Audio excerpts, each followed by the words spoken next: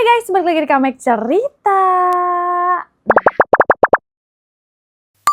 Nah, kali ini gue mau cerita tentang The Kentucky Meat Shower. Jadi ketika daging jatuh dari langit, dan ini ada beberapa ilmu pengetahuan tentang kehilangan jawaban. Tapi sebelum gue cerita, boleh banget dong di subscribe YouTube Kamek, di like, di komen-komen, dan di share ya guys. Oke, ini kita langsung aja cerita ya.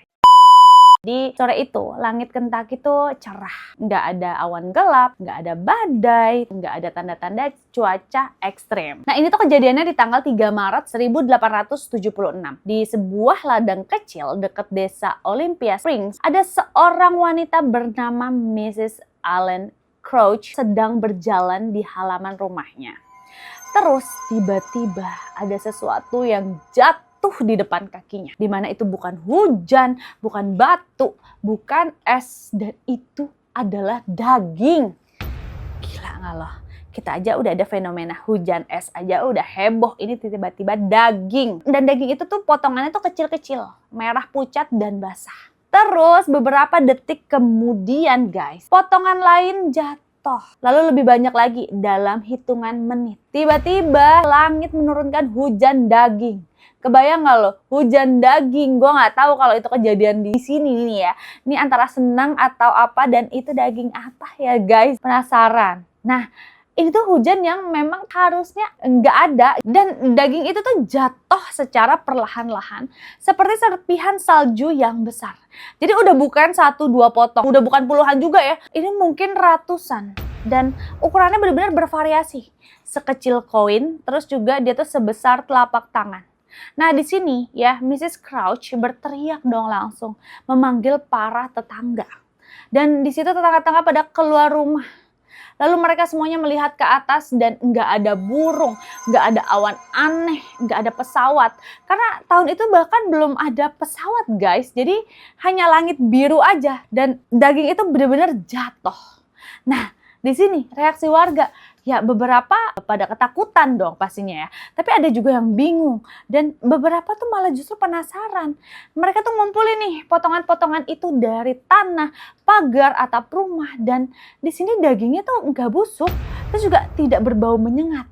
Jadi benar-benar tampaknya tuh seger gitu. Ada seseorang yang ngomong kayak gini, ini seperti daging sapi. Terus yang lain tuh berkata, enggak, ini lebih mirip daging rusa. Terus juga ada seorang pria yang bahkan berkata gini, ini bukan daging hewan biasa nih. Nah disinilah nih cerita mulai menjadi tidak masuk akal. Jadi ada tindakan paling tidak terprediksi, di mana ada 2 warga setempat melakukan sesuatu yang hari ini akan dianggap gila sih ya. Jadi mereka itu memasak tuh si dagingnya tuh ya, digoreng terus dipanggang lalu dimakan, dan mereka di situ bersaksi rasanya seperti daging rusa. Nah yang lain juga berkata enggak, ini lebih mirip daging domba. Nah pada saat itu nggak ada yang langsung sakit guys, nggak ada reaksi aneh juga. Jadi ini tuh bukan ilusi, ini bukan histeria massal juga, ini benar-benar daging sungguhan. Nah mulai nih laporan resmi, terus juga berita ini udah pada nyebar, di mana dokter, profesor, ilmuwan amatir, semua ini tuh pengen banget ngelihat hujan daging. Sampel-sampel pun dikumpulin, terus disimpan dalam alkohol, dikirimlah ke laboratorium, dan untuk pertama kalinya fenomena ini masuk ke jurnal ilmiah resmi Amerika. Jadi bukan koran sensasional ya, bukan cerita rakyat. Jadi ini memang masuk ke catatan ilmiah. Nah ini hasil pemeriksaan pertama ya. Jadi untuk dokter yang memeriksa itu bernama Dr. Alan McLean Hamilton. Ya, jadi dia itu seorang ahli syaraf terkenal. Dia tuh ngecek dia periksa tuh jaringan dagingnya itu pakai mikroskop. Dan di situ ada kesimpulan yang mengejutkan, di mana ini adalah jaringan hewan mamalia. Jadi bukan tumbuhan, bukan jamur, dan bahan anorganik. Dia tuh benar-benar daging gitu. Jauh di sini beberapa ahli juga menyatakan kalau kemungkinan ini tuh berasal dari kuda atau manusia. Nah, kata manusia nih langsung mengubah segalanya guys. Jadi di sini jika memang daging ini daging manusia, ya dari mana dong asalnya, bener nggak? Karena kan nggak ada pembantaian, tidak ada kecelakaan, nggak ada ledakan, nggak ada satupun laporan kehilangan. Jadi apakah ini kejahatan atau fenomena alam, atau sesuatu yang belum dikenal. Nah, di sini pendeta setempat pun mulai berbicara soal pertanda ilahi. Jadi warga lain ya bicara soal akhir zaman, namun para ahli ilmuwan belum selesai juga ya. Di sini ada beberapa teori nih ya, salah satunya teori burung nasar. Jadi beberapa minggu kemudian muncullah teori yang terdengar paling masuk akal, yaitu burung nasar.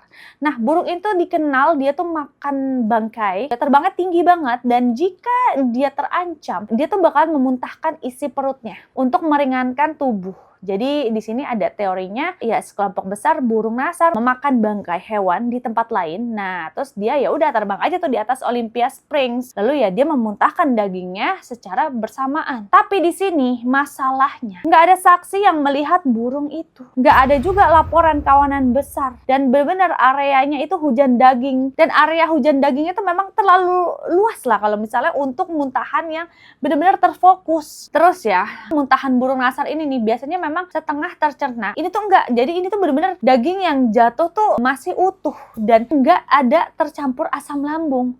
Dan satu hal lagi ya, beberapa potongan ditemukan tersangkut di cabang tinggi.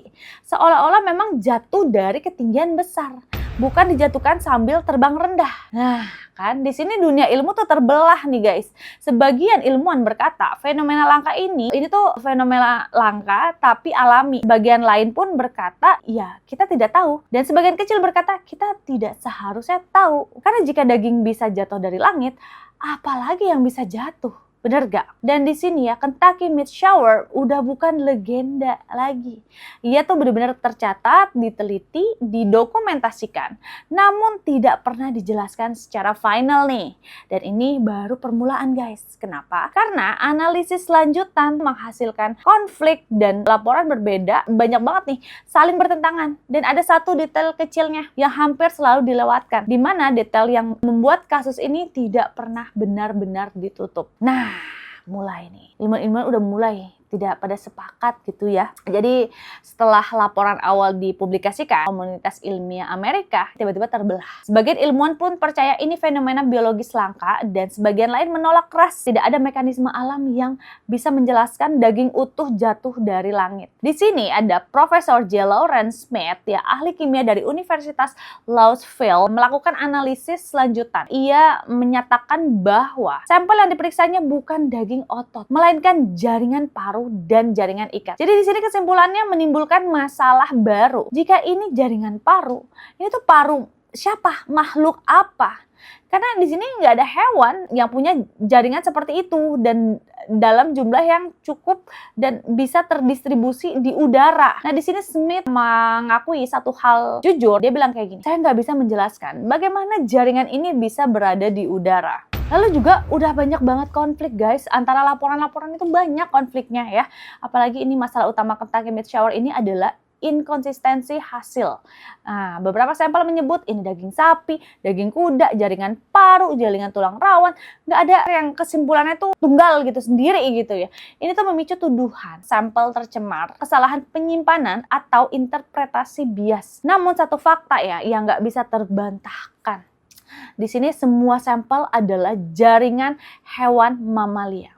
Bukan alga, bukan jamur, bukan organisme udara. Nah, terus pertanyaannya kenapa kasus ini kok didinginin aja nih? Jadi sekitar 1 tahun setelah kejadian, publikasi ilmiah mulai berhenti. Benar-benar nggak ada konferensi lanjutan, nggak ada penelitian, dan kasus ini tidak dibantah, tidak juga dibuktikan. Jadi ia dibiarkan menghilang gitu aja.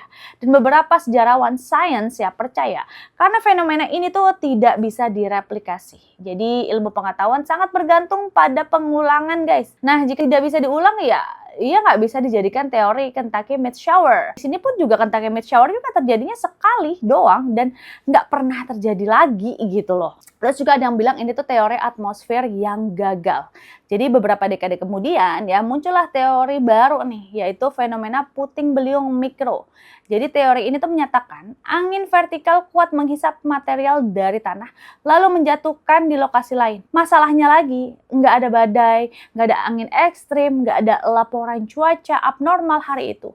Dan sekali lagi, dari mana nih sumber dagingnya? Karena tidak ada rumah potong hewan, tidak ada bangkai massal juga, dan tidak ada kejadian luar biasa sebelumnya. Dan teori ini runtuh dengan sendirinya. Dan juga banyak nih kesaksian yang memang diabaikan, guys. Jadi beberapa warga Olympia Springs ya melaporkan. Jadi mereka tuh memang mencium bau aneh di udara sebelum hujan daging. Bukan bau busuk, bukan bau darah. Jadi lebih seperti bau logam, bau basah, bau asing, dan kesaksian ini tuh benar-benar diabaikan, guys. Karena memang tidak bisa diukur, tidak bisa diuji, tidak bisa dibuktikan. Namun kesaksian ini tuh konsisten. Nah terus ya, jadi daging yang beberapanya disimpan tiba-tiba hilang. Beberapa sampel juga disimpan bertahun-tahun. Sebagian itu rusak, ada yang hilang, dibuang, dan tidak ada penyimpanan nasional. Tidak ada arsip resmi jangka panjang. Dan seiring waktu bukti fisik tuh ya udah tiba-tiba lenyap aja gitu. Yang tersisa hanya laporan tertulis, jurnal ilmiah, dan kesaksian manusia. Nah ini tuh ngebuat kasus ini tuh mustahil diselesaikan ulang dengan metode modern ya. Dan di sini nih ada pertanyaan yang tidak pernah terjawab nih guys. Jika ini memang muntahan burung, mengapa tidak ada saksi burung? Jika ini memang fenomena cuaca, mengapa tidak ada fenomena serupa sebelum atau sesudahnya?